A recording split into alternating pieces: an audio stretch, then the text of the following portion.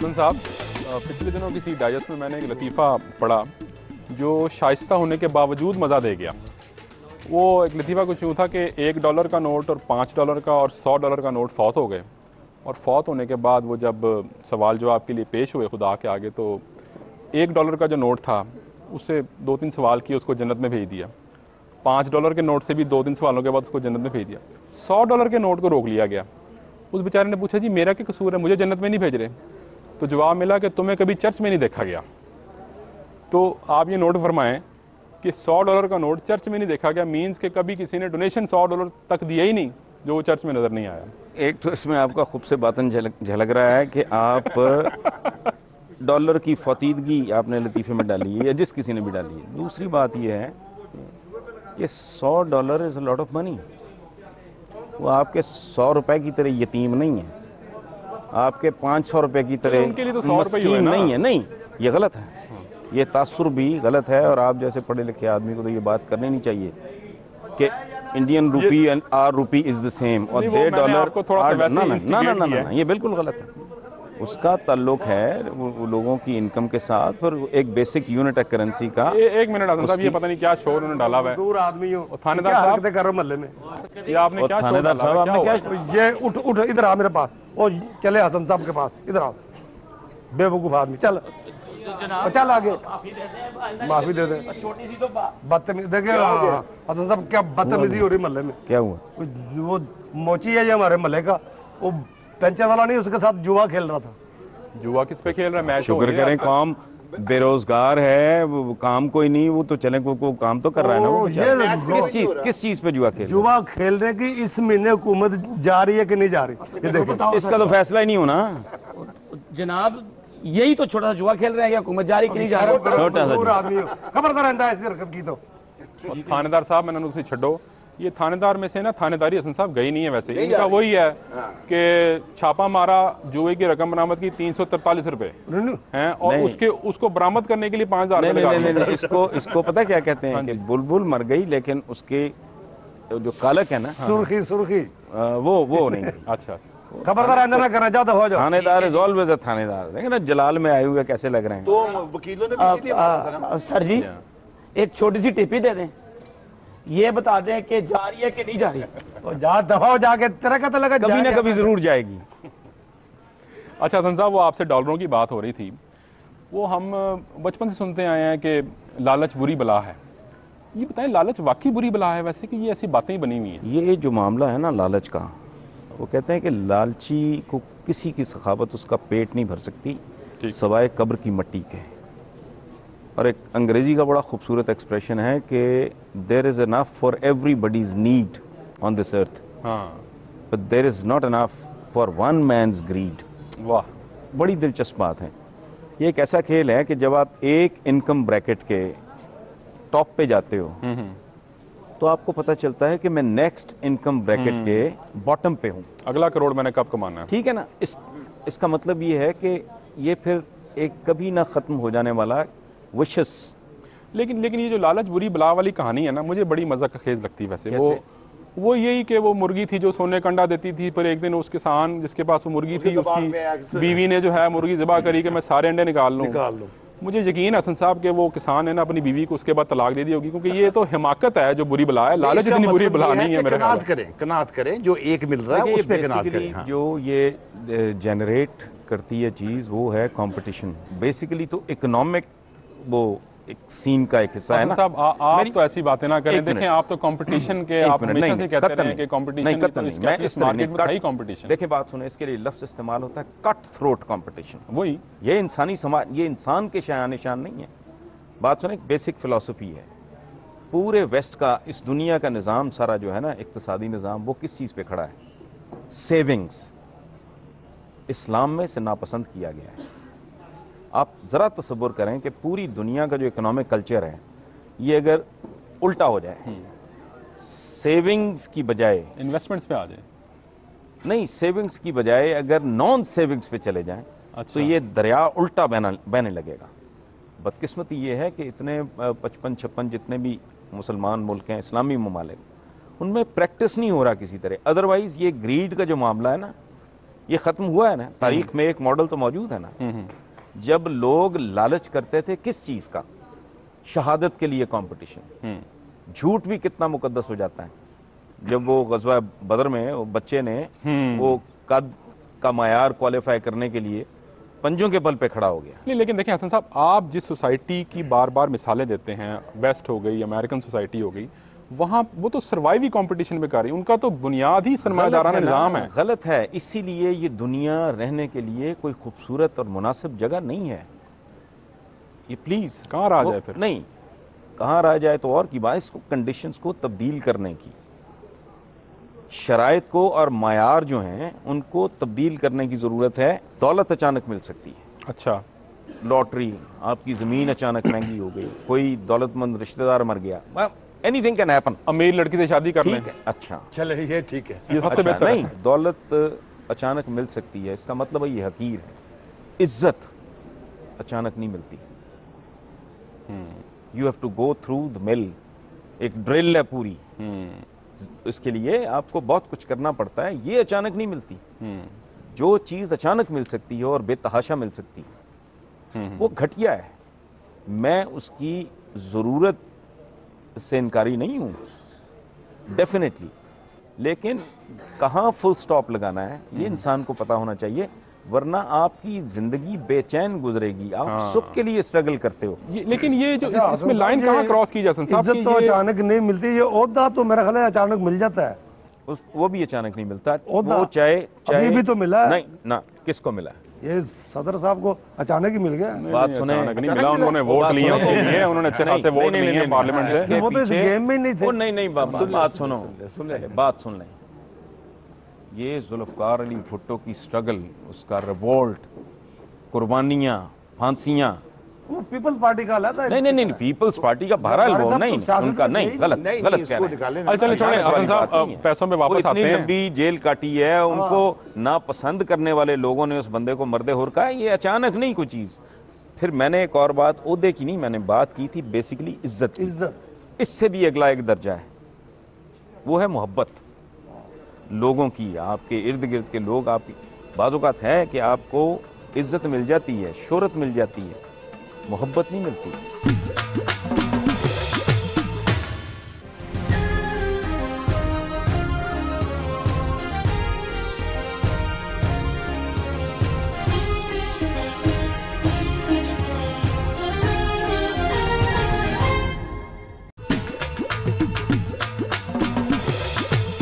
ये जो कनात होती है ये बहुत ज़रूरी है। मैं बात ये सोचता हूँ कि जैसे ये एक तरह की ना ढकोसला है, फ्यून है उस बंदे के लिए जो ज़िंदगी में कामयाब ना हो रहा, उसको कहें तुम कनात किया करो, तो ये तो कोई अच्छी बात नहीं है। आप एम्बिशियस क्यों ना हो, ज़िंदगी में आगे बढ़ने की स्ट्रगल क्यों ना करें? आप नहीं, आप आगे बढ़ने की स्ट्रगल ज़रूर करें। उसमें एक बुनियादी बात यह है कि एक हमारी टीचिंग्स में बड़ी खूबसूरत बात है, इत्तदाल, मियाना रवि। ये ज़िंदगी में अब इस उम्र तक आते आते तजर्बा हो गया, हमने बेइत्तदालियाँ भी करके देख ली हैं, इत्तदाल भी करके देख लिया है, और फिर मजबूरी का इत्तदाल भी। आपने बड़ी अच्छी बात की, हमें भी बेइत्तदालियाँ करने तो थोड़ी। नहीं, मैंने तो आपको नहीं रोका, वो तो आप करेंगे। मैं आपको बता रहा हूँ कि देखें, बात सुने, जिंदगी में सबसे बुनियादी बात यह है कि आपका जीना सुर में हो, बेसुरा और बेताला ना हो। वाह, बड़ी अच्छी बात। सांस लेना एक रिदम है, रिदम में हो, बिल्कुल ठीक। आप कदम रखते हैं, जो ही गलत पांव पड़ता है आप फिसलते हैं और गिर जाते हैं। वाह, ये जिंदगी गुजारना जो है ना, एक सुर के साथ, रिदम के साथ, बिल्कुल ठीक, उसमें एक वो आप करते जाएं। अच्छा, आपने वो सेविंग्स की बात की ना, तो मुझे बड़ा अच्छा किसी का जुमला याद आया कि पैसा डबल करने का सबसे आसान तरीका ये है कि उसको फोल्ड करके जेब में रख लिया था।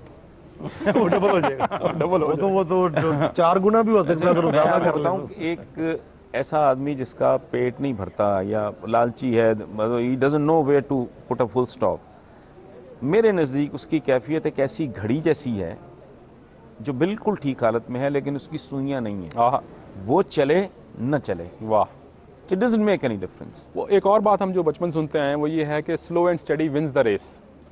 तो क्या ज़रूरी है कि आप आहिस्ता ही चलें? तेज़ चलने में हर्ज क्या है? इसी के लिए ये सारी बातें हैं सिंबॉलिक। अच्छा, हम पकड़ के बैठ जाते हैं ना लफ्ज़ों को, उनकी अगर आप रूह में जाके देखें तो बेसिकली ये बात कर रहा है, जिसने भी ये बात की है, परसिस्टेंस की, परसेवेरेंस की, ठीक, मुस्तकिल कि मजाज। अच्छा, फिर एक और मैं आपको दिलचस्प बात बताऊं, मैंने रिसेंटली पढ़ा है कहीं कि ज़िंदगी में, अमली ज़िंदगी में, वर्क लेस अकम्प्लिश मोर। हाँ, गुड।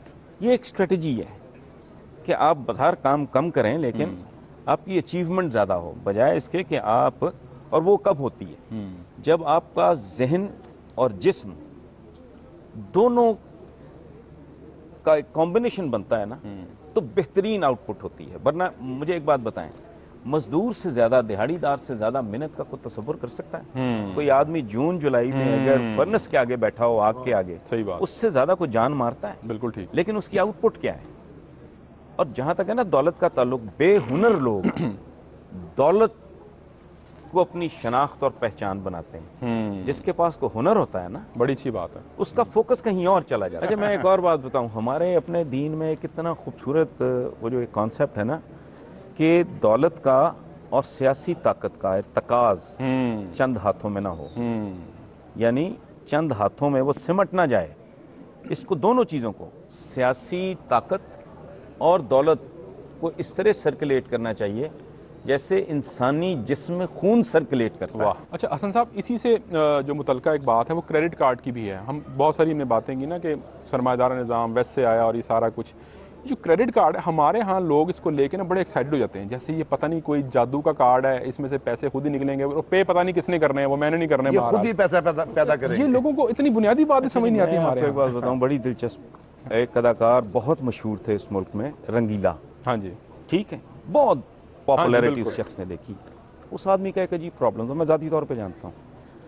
आप उस बंदे से किसी ने 50 रुपए मांगे, 500 मांगे, वो नहीं देगा, 5 लाख के चेक पे साइन कर देगा, क्योंकि करेंसी दे, एक साइकोलॉजिकल। हाँ हाँ हाँ, प्लास्टिक की सोसाइटी हो, प्लास्टिक के लोग हों, तो प्लास्टिक की करेंसी चलती है, और ये लूट मार का एक तरीका है। जो पेपर करेंसी आई है उसके कैश पीछे खर्च करते वक्त दिल को नहीं, जरा एक इस्तेमाल पड़ता और बात है साइकोलॉजिकल, और इसके पीछे एक टेक्निकल बात है। गोल्ड रिजर्व था कि 1 मन गोल्ड है मेरे पास, तो मैं 1 मन गोल्ड के इक्विवेलेंट पर्चियां जारी कर रहा हूँ। बिल्कुल ठीक। या यहूदियों ने इंट्रोड्यूस कराया। उसके बाद हुआ क्या कि 1 मन गोल्ड का रिजर्व है, 5 मन गोल्ड की पर्चियां जारी कर दी। ठीक, अब वो बढ़ते बढ़ते बढ़ते, ये जो आप इसे लानत कह लें, कैंसर कह लें, वायरस कह लें, ये प्लास्टिक करेंसी, ये लोगों को बहुत, it amounts to taking people for a ride.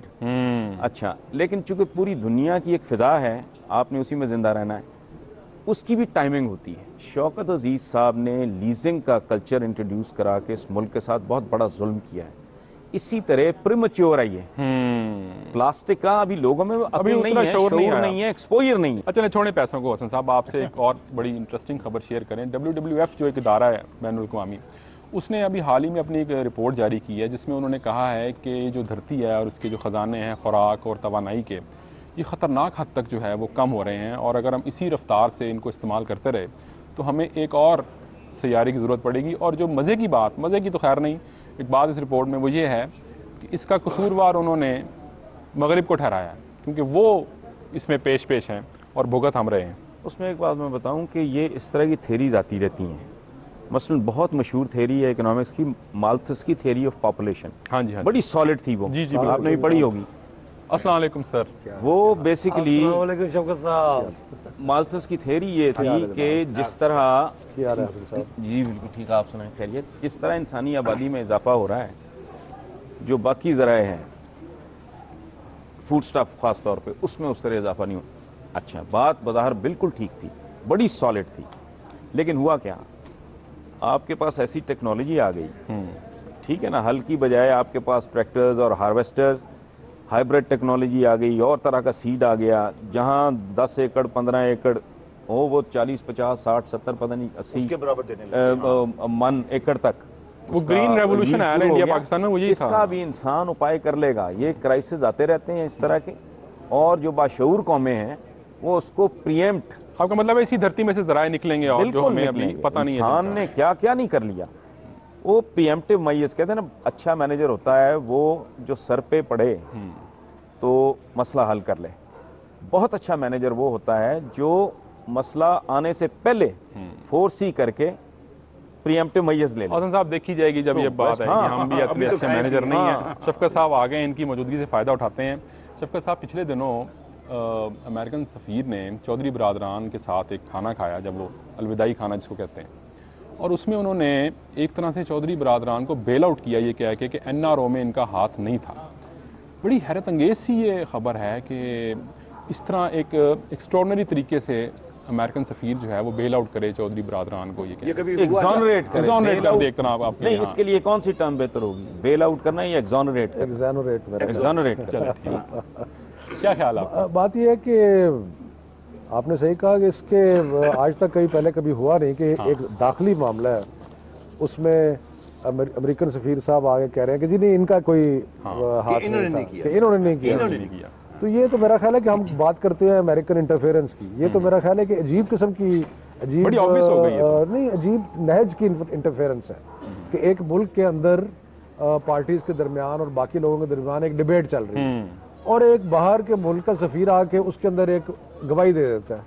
तो ये तो कोई तरीका नहीं है हमारी, जिस ये है कि वो बाहर का नहीं, वो अंदर का है। लेकिन जिस पस्ती पे हम अब पहुंच चुके हैं ना, ये उसकी एक निशानी है कि हर कोई खास तौर पे अमेरिकन जो है वो हर मामले में हमारे मुल्क के उसमें अमल दखल करने के लिए भी है। मुझे शफकत साहब की इस बात पे हैरत हो रही है कि ये कह रहे हैं अब हो रहा है। मैं तो सिर्फ उस दिन का इंतजार कर रहा हूँ जब अमेरिकन एम्बेसडर जो है वो बताया करेगा कि कौन से पटवारी ने कहाँ जाना है। ये पुरानी बातें हैं। ये अमेरिकन एम्बेसडर ही था ना जिसने अयूब खान को कहा था कि देखो तुम्हें पकड़ा है ना गिरेबान से इंडियंस ने, जब 65 वॉर में ये बॉर्डर्स खुले हैं कश्मीर के पंगे के बाद। क्या कहा था अमेरिकन एम्बेसडर ने? ये तो डे 1 से यही कारोबार हो रहा है। फर्क इतना है कि अब स्नो बॉलिंग शुरू हो गई है उसकी, अब जरूरत से ज्यादा नंगा हो गया इंटरफेरेंस और लोगों को नहीं। अब प्रॉब्लम ये है कि मीडिया इतना ज्यादा मुंह फाड़ के बात करता है कि अब लोगों को इल्म में भी ज्यादा इजाफा ना, एक्सेस टू इन्फॉर्मेशन बढ़ गई है। पहले जो कुछ होता था वो बहुत सारी पता भी बिहाइंड क्लोज डोर वाला मामला था।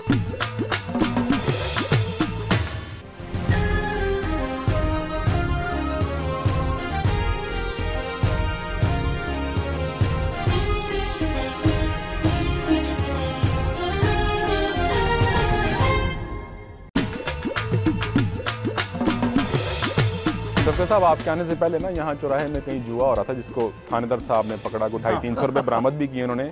और जुआ इस बात पर हो रहा था कि हुकूमत जो है वो कब जा रही है, बरामद करके आधे रख के आधे वापस कर दिया। वो तो चले एक SOP है मेरा ख्याल से, इतना तो स्टैंडर्ड ऑपरेटिंग प्रोसीजर है।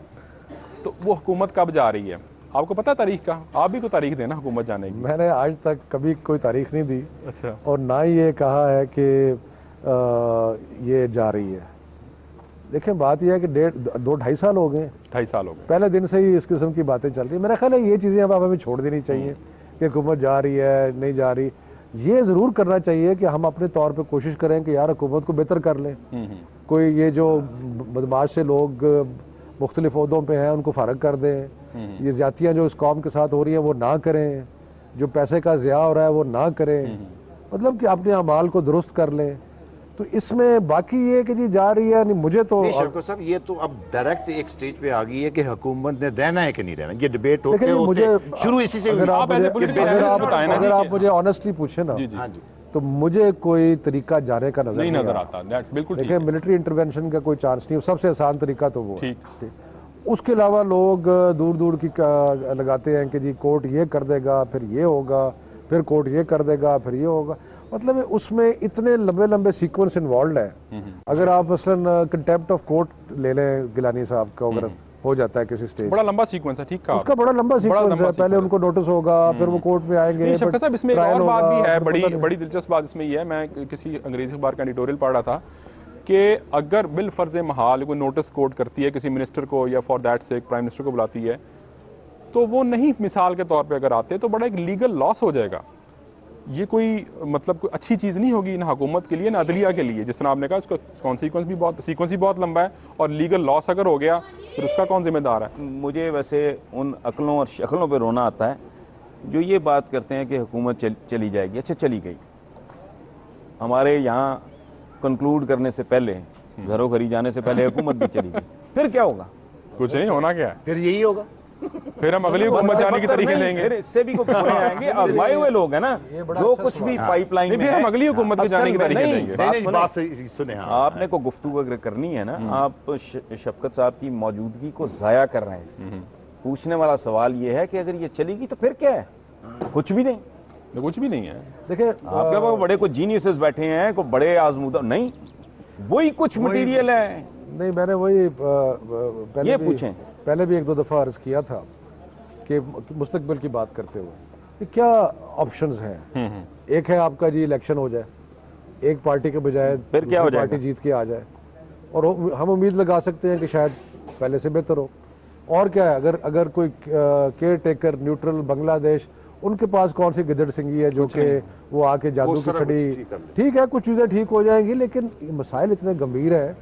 अच्छा, फौज को हमने 9 साल से तो मुशर्रफ साहब को भुगता, और उस 9 साल में हमने क्या देख लिया कि जो कमाल हो गया। That reminds me one thing Shafqat sahab, मुझे जहाँ तक याद पड़ता है आप परवेज मुशर्रफ की कैबिनेट में थे, शुरू में शामिल। पहला साल, सॉरी पहला जो साल था, देखिए आप अगर उसमें शामिल थे, आप कुछ सोचकर शामिल हुए होंगे उसमें, क्या सोच थी आपकी? आपका क्या ख्याल था कि क्या हो जाएगा और क्यों उनको छोड़ दिया आपने? वक्त ने वो साबित किया गलत सोच थी, लेकिन 99 में जिस वक्त शुरू में वो आए तो एक तासुर था कि बहुत खराबियां हो चुकी हैं जी जी पिछले 11 साल में, दोनों पार्टीज़ को बार बार मौका मिला है और वो डिलीवर नहीं कर सके, तो शायद कोई डिलीवरी की पॉसिबिलिटी अपॉर्चुनिटी अब आई है।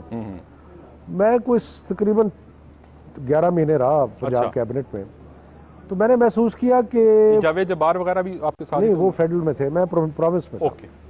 मैंने ये महसूस किया कि अच्छे इंटेंशन के बावजूद देखें, जो फौज है उसकी कोई ट्रेनिंग नहीं है हुकूमत करने की। जो यंग मेजर्स हैं या कैप्टन्स हैं या कर्नल्स हैं, जो कि देखें फौज की हुकूमत का मतलब ये नहीं होता कि मुशर्रफ ऊपर आके बैठ गया, उसका मतलब है सारी ऑर्गेनाइजेशन नीचे तक इन्वॉल्व होगी। ठीक।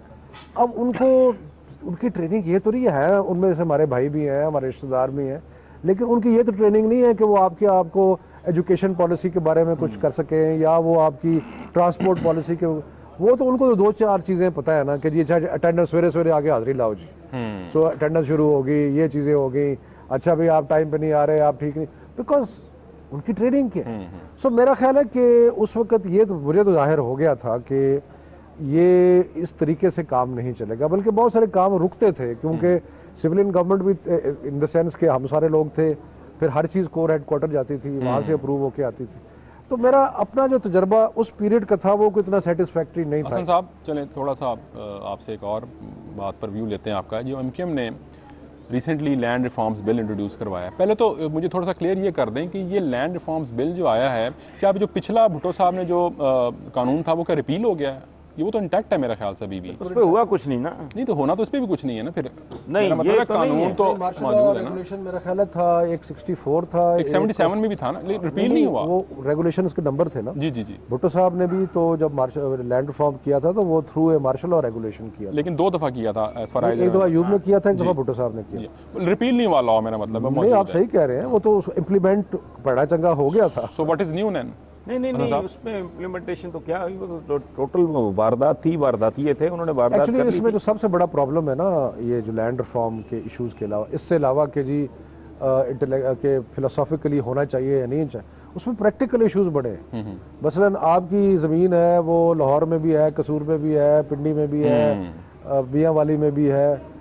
हमारे पास जो हमारा रेवेन्यू रिकॉर्ड है उसमें अभी तक ऐसा कोई खाना नहीं है जिसमें आपकी टोटल जो क्लिक करें और सबका रिकॉर्ड सामने आ जाए, टोटल आपकी मल्कियत उसमें लैंड होल्डिंग सामने आ जाए। बल्कि एक मौजे के पटवारी को दूसरे मौजे की लैंड ओनर्स के बारे में पता नहीं होता। तो ये बड़े इम्प्लीमेंटेशन में बड़े कबाते हैं, बड़े प्रॉब्लम्स हैं, और उसमें बेनामी लोगों ने ज़मीनें लगाई।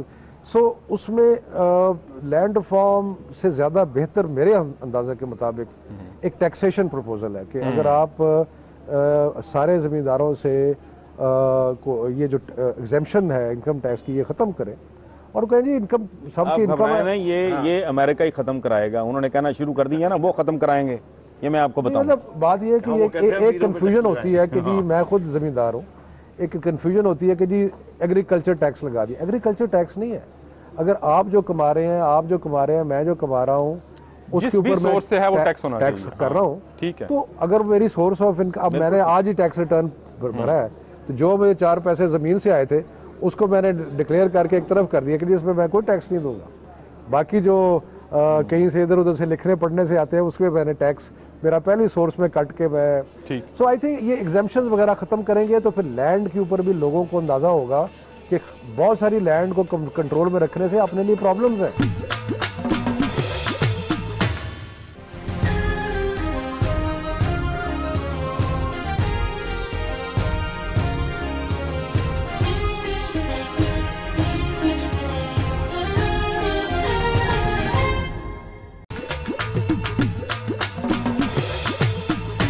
लैंड रिफॉर्म्स होती है बेसिकली जो नॉन प्रोडक्टिव लैंड होल्डिंग होती है ज़रूरत से बहुत ज़्यादा, उसकी वजह से ये इंट्रोड्यूस करवाई जाती हैं। क्या वाकई पाकिस्तान में जो नॉन प्रोडक्टिव लैंड होल्डिंग है वो इतनी है आपके ख्याल में? शफकत साहब चूँकि सिविल सर्विस के आदमी हैं, इन्होंने जो बात की है वो अपनी जगह पे टेक्निकली बड़ी साउंड बात है, लेकिन ये प्रोडक्टिव और नॉन प्रोडक्टिव जो है ना, ये बेहुदा बात है। जिन इंसानों के पाँव के नीचे ज़मीन अपनी नहीं और सर पे छत अपनी नहीं, उनकी राय अपनी नहीं हो सकती। ये जो, अब मैं क्या लफ्ज़ उसके लिए इस्तेमाल करूं, मैं भौंकने का लफ्ज़ नहीं कहना चाह रहा, जो कहते हैं कि जी फैक्ट्रीज़ पे तो कोई कदर नहीं, भाई आपका मजदूर, उसको राइट है यूनियन का, वो तो नस्ल दर नस्ल गुलामों की एक फहरिस्त है, उसका बाप भी आपका गुलाम था, दादा भी, परदादा भी, उसका परदादा भी। उसको खौफ खुदा करें आप।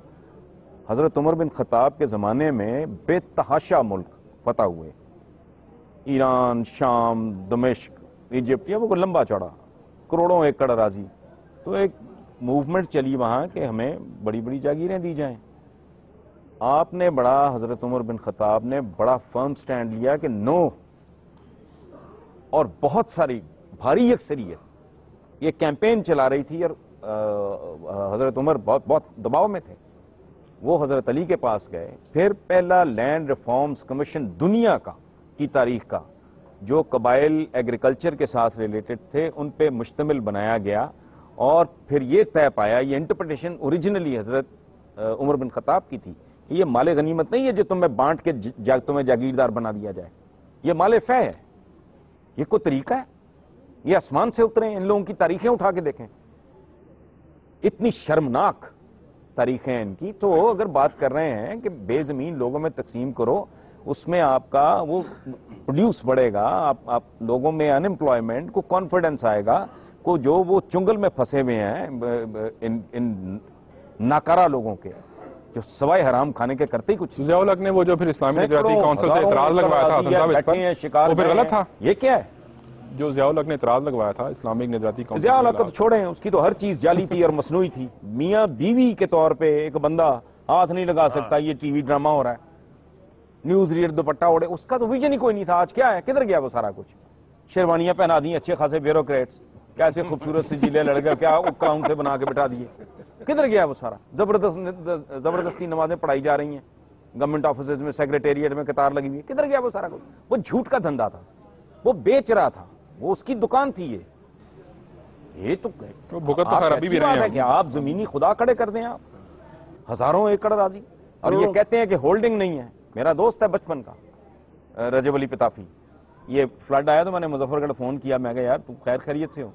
वो कहता यार 150 मुरब्बे पे, मैं नाम लेके बता रहा हूँ, 150 मुरब्बे पे हमारा लगा हुआ था क्या, शुगर केन और वो कॉटन, वो सारा ही रुड़ गया। क्या तरीका है ये? इसका खुरा तो नापें आप, आए कहां से? इनके बाप दादाओं ने हमारे बाप दादाओं का सौदा किया, उसके एवज इनको ये जागीरें मिली, कम से कम उन पे तो हाथ डालें आप। चले मेरा तो इसमें कोई कसूर नहीं है साहब, मैं कोई कुछ नहीं कर सकता कि वो कहां से आए और कहां से नहीं आए। ये जो डरा रहे हैं ना कि पेचीदगियां, वो बिल्कुल ठीक है, but where there is a will तो होती है, where there is a will there is a way. सियासतदानों का ये गाना ये कब खत्म होगा? पहले कहते थे मुशर्रफ साहब जाते क्यों नहीं, अब कहते हैं मुशर्रफ साहब आते क्यों नहीं, ये क्या चक्कर है? नहीं, उन्होंने कहीं से भी नहीं आना, वो ऐसे ही बस को गाना, का कोई चांस मेरा ख्याल है मुशर्रफ साहब वेले बैठ के बोर हुए हैं। उन्होंने कहा कि ये वन लाइन तबसरा मेरा ख्याल है कि उनको तबसरा ना ही करें तो अच्छा शफकत साहब ये बताएं आज के बाकियों के लिए भी दिल लगी है, सबके लिए, बाकी कौन सा को उल्टा लड़ के वजीफा पढ़ रहे हैं? अगर उनके लिए दिल लगी है तो बाकियों के लिए भी क्या दिल लगी? वो चले सबके लिए, कोई नदियां निकाल रहा है, कोई मातम कर रहा है, कोई आबदीदा हो रहा है, क्या है ये? हसन साहब आपको तो वैसे हर बात पे इतराज है, ये मैं नहीं, मैं आपने कभी किया है? आपने मुझे भी किया है, लेकिन इतराज अगर आपने आप 15 दिन नहाए बगैर शेप बढ़ा के चड्डी पहन के आ जाएंगे, जाहिर है मैं इतराज करूंगा। हाँ, फर्क कितना पता क्या है, मैं वो कोई मुअज़्ज़ज़ किस्म का मुनाफिक नहीं हूँ।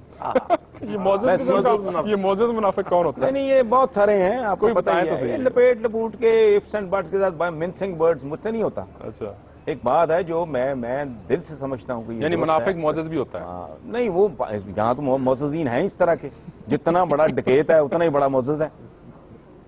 अच्छा चलिए शफकत ऊपर से साहब, एक नीचे मुझे तक बात यही तो पूछनी कहानी है। शफकत साहब ये बताएं, आजकल वो एहतसाब ब्यूरो का जो चेयरमैन लगाया ना जस्टिस इज़हार हुसैन शाह को, उस पर फिर हुकूमत की जो है ना वो बेचारी हुकूमत, मैंने इसलिए कहा कि मुझे अब कुछ ना तरस भी आने लग पड़ा है। रहम आना शुरू हो मतलब बात है, मेरी भी यही कहना है ना, देखिए मतलब चैनल वो कुछ भी करते हैं, ये इतना क्यों हो गया, टारगेट वो कर- क्यों हो गया। अच्छा अपोजिशन कहती है जी हमसे मशवरा नहीं किया, तो बाबा रवान साहब ने कहा जी मशवरे का मतलब ऐ नहीं कि तुसी हुक्म दोगे तुसी लावांगे, मशवरा कर लिया, आपसे पूछ लिया, आपने कहा नहीं लगाना, हमने लगा दिया, अब हो गया मशवरा।